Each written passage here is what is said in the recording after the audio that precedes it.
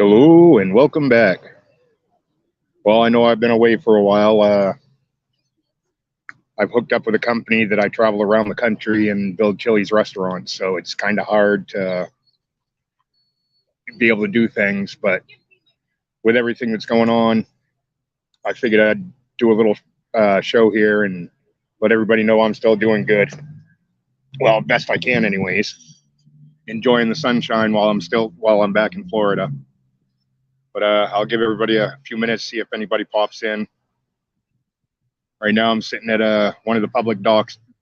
Well, the dock's right across the river, and I'm in a public park. So if you hear screaming and hooting and hollering, hey Brian, how you doing? Uh, yeah, I'm going to give my thoughts on what's going on overseas, and pretty much what I see could be coming up. Because if this could go one of a couple different ways, but when Russia started to put troops on the border, I knew that something was coming on because this has been going on since what is it, Croatia or whatever it was there 8 years ago. This has been building for a while now, so it had to, and there's a lot more to this than people realize. I think not only the Putin not wanting NATO right on his border, but he's also, from what I understand, he's wanting to bring back the old Tsar of Russia type deal, the USSR, the Soviet Union, whatever you want to call it. And this is one step into being able to do that, because look at what he did with, if I remember right, it was Croatia 8 years ago. He went in and got them out of Ukraine. And there's a couple other borders of Ukraine that have wanted to separate and head back into Russia too. But I honestly think he's in for more than what he was thinking is going to happen. The people there, it's their country, it's their livelihoods. They're going to fight. They're going to, like we would here in America, they're going to pull up arms and go against. They're going to fight for their freedoms and their rights. But yeah, and with him going in, I've heard it pronounced Kiev. I've heard it pronounced Kiev. Going into the capital and the president. That's one sign that the country is going to stand together. It's going to stick together as one nation over there, and the people are bringing up arms. I was reading that they released, what was it, 18,000 machine guns.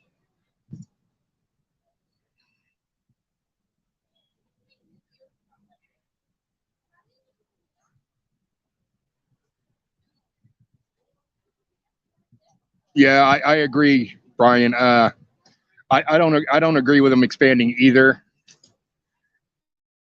Part that I look at this is another thing that's going on over there is the China and Taiwan. Now, Putin getting away with this, what's going to stop China from deciding to go on full-scale invasion of Taiwan?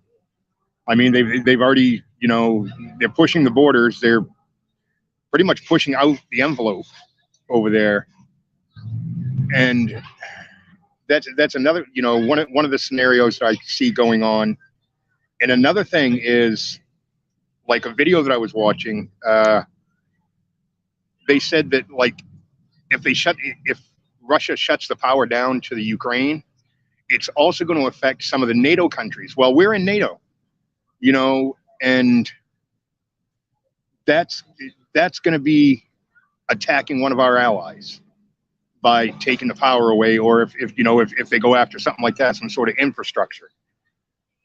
And the other thing is, with Putin having his natural gas line and the oil and all that stuff that he has now, the world is funding this. People may not realize that, but the world is funding this. They're paying for Russia to do this. So it's a damned if you do, damned if you don't.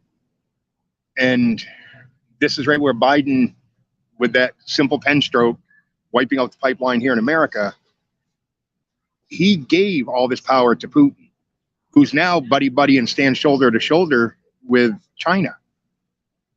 You figure they're working on that, what is it, the new Silk Road or whatever you call it. They're working on that. And this could end up being a very bad situation, to the point that we could be dragged into something that we don't want, which is, I mean, I don't want another world war to happen, but this could end up being that way if it goes awry over there, and our fellow nations that are in NATO gets involved. That's going to pull us into it. And it's just bad timing for all this. They should have been able to go about things diplomatically.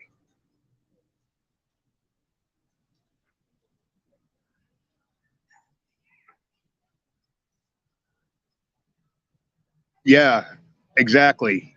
Well, China made that because that expanded their range in the South China Sea.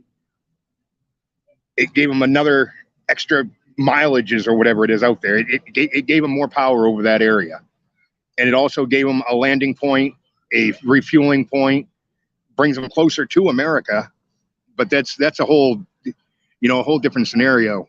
And it's just, like I said, it's the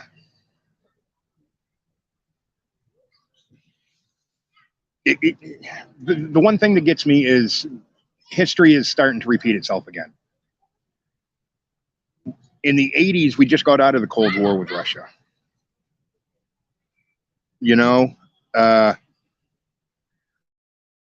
And now we're back into what could lead to be that, because we are both nuclear armed nations. And we're not the only ones, but there'll be a lot of them in there.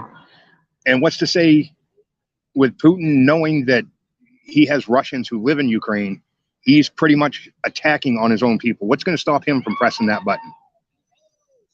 All of a sudden, so bonk, Washington, D.C. is gone. So bonk, Denver's gone. So bonk, and the next question behind that is, would we press the button and send the missiles back over? If so, all hell's broke loose on this planet, and pretty much we'll be starting from ground zero again as a human, as a civilization and a civilized world. But what's going on is we're not a civilized world this way anymore. There's too much conflict. Even here in America, there's too much conflict. Too many groups going against each other. You can't talk to each other. Like earlier, I was walking down the road, and this black guy walked by me. And normally, if I nod or I say hi, anybody here in the area either nods or says hi back. This dude, I nodded at him. He just turned his head, wouldn't look at me, and just kept walking right by. So I've had that happen with a few different things here. Some of the Mexicans here, some of the LBGQ, Keats, EZ, that group, some of them do the same thing. But it just goes to show that there's too much stress between everybody and everything nowadays. And it shouldn't need to be that way. And people are struggling with the gas prices right now. Scale of 1 to 10.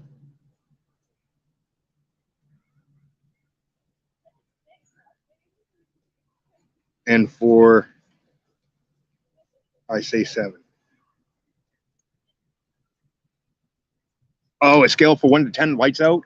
Yeah, that's going to be like a 7 or 8. That's right where I'm putting it, because we know Biden's unstable, and Putin's proving himself to be unstable. So yeah, I put it up there, a 7 or an 8 too.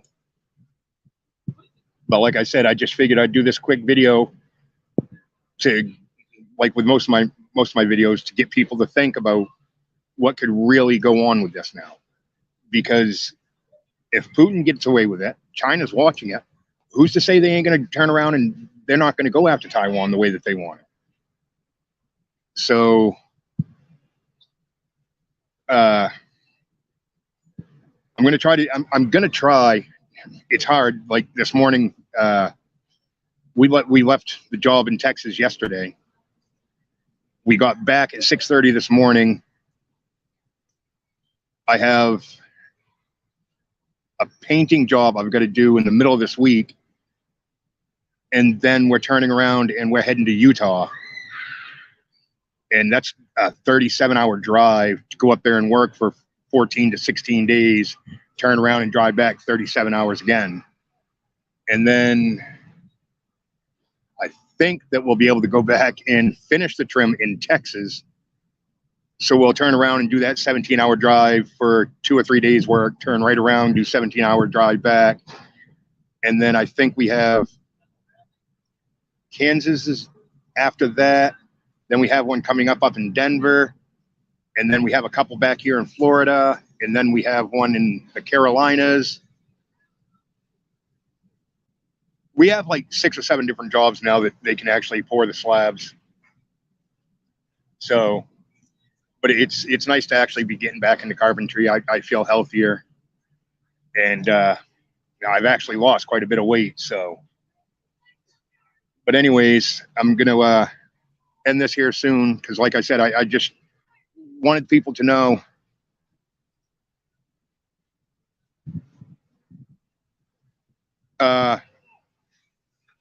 yeah, I'll have to see, because I don't drive. It's the owner's 2 sons do the driving, and they switch back and forth. You know, it's like 5 hours to a tank of gas, so it's 5 hours on, 5 hours off, 5 hours on for them. But like last night, I ain't been to sleep since the other day because I don't really sleep while other people are driving. So this next trip to Utah is going to be an interesting one. But like I said, I just wanted people to think about, you know, the way how I see this is almost an invite for China to go ahead and attack Taiwan. And if that goes on while Russia's in the Ukraine, who's to say that somewhere along the lines other people ain't going to start to get in? Because it could seriously get NATO involved. And if NATO's involved, we all know that America is the world's police. Pardon me looking around, but there's a lot of people in action going on around here. But I enjoy sitting down here when I'm home. So anyways, you guys, just stay safe, you know. Keep an eye on everything that's going on overseas. And I've stressed that a lot throughout my channels, that you can't just watch what's going on here in America. We've got to watch what's going on around the world. And now with the people that we have in charge of this country, we really have to watch, because we have somebody who's unstable, and I honestly don't think he's the one who's truly in charge, but that's the way it is, you know. But yeah, Brian, thanks for stopping in. And everybody else, stay safe, stay alert, and always do things the way they work best for you. Have a good day. Thank you.